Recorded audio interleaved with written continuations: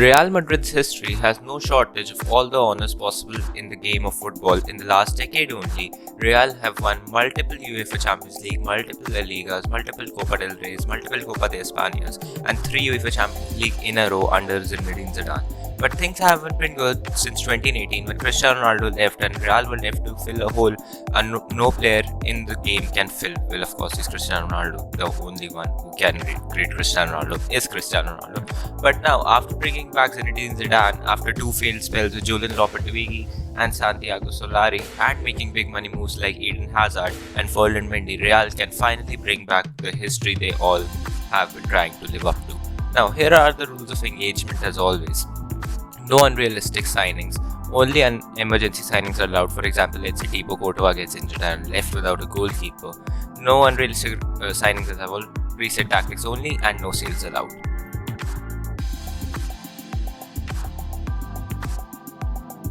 So before we go into the month by month simulation, here is a team we are going to be playing with.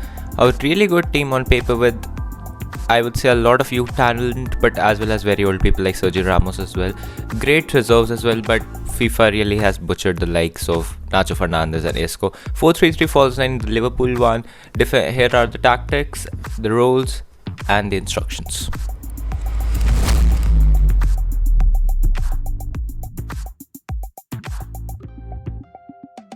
We kicked off the La Liga season as well as the month of August with Getafe making a trip all the way over to the Estadio Santiago Bernabeu in a game which we won 3-0. Next, we took a trip to Valladolid to take on Real Valladolid, a team which I really know nothing about, so I'm not going to comment anything, but we won 2-1.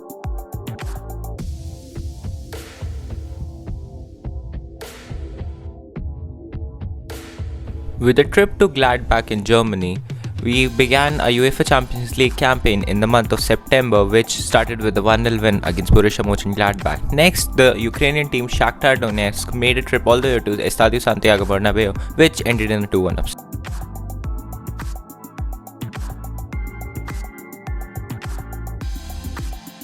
We pick up in the month of October with yet another UEFA Champions League game, making yet another trip, but this time all the way over to Italy to face against Antonio Conte's Inter Milan, which we won 3-0. Next, the Madrid derby, and let me tell you, Atleti Madrid were amazing in this save, but we lost 1-0.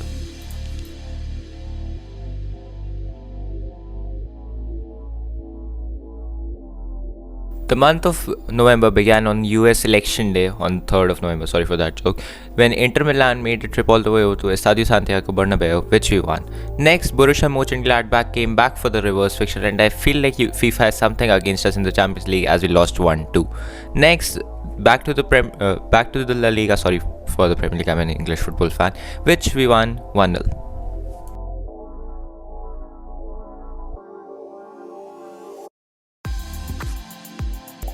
I'm really sorry about the month of December, the footage corrupted, but the only footage I have left is of the greatest game in Spain, the El Clasico, which we lost to.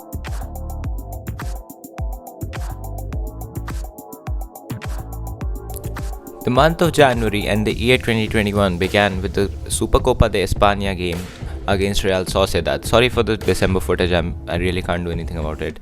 This game started pretty well and ended pretty well, 1-0 victory. Next, El Clasico once again, this time in the final of the Supercopa de España, with us looking to take revenge, but we couldn't as we lost 1-0 in the final. Next, the Copa del Rey began in a game against Elche, sorry if I pronounced that wrong, I have no clue, which we won 3-0. Next, the revenge for Sociedad against us in the Copa del Rey, this time ended in a 1-1 draw.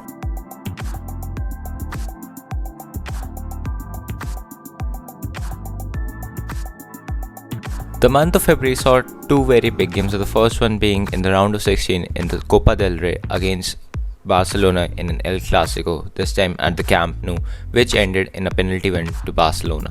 Next, the round of 16 of the UEFA Champions League kicked off with us making a trip all the way over to Italy to face against Gasperone's Atalanta, which we won 2-0.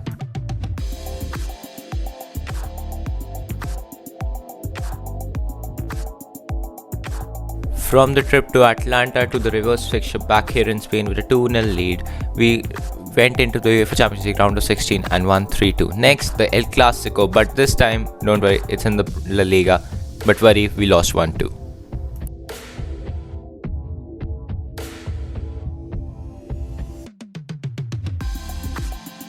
The quarterfinals of the UEFA Champions League saw two of the biggest heavyweights in money as well as honors with PSG in France take on in the quarterfinal, which ended in a 1-all draw. But then next we go to the reverse fixture, this time making the trip all the way over to Paris at the Parc des Princes, which ended in a 2-all draw as we went through on away goals. Next, the champions of Europe versus the champions of Europe, this time ended in a 1-all.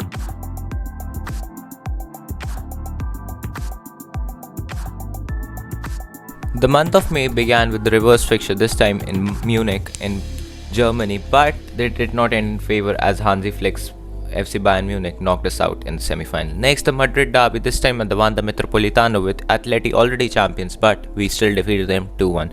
Next, the last game of the season against Real Sociedad in Sociedad rounded off a very up and down season for us in a 1-0 win.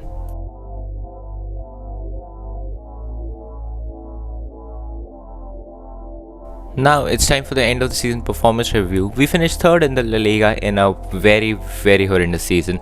We got knocked out in the semi-finals of the UEFA Champions League. Our top goal scorer was former Chelsea man Eden Hazard with 25 goals, as well as Eden Hazard took our player of the season with an average rating of 7.3. Next, so did Real Madrid win at all? The short answer is no. We got third in the La Liga, we got runners-up of the Copa de Espana, we finished in the quarters of the Copa del Rey and got knocked out in the semis of the UEFA Champions League. All in all, this does not look like a good season for Real Madrid.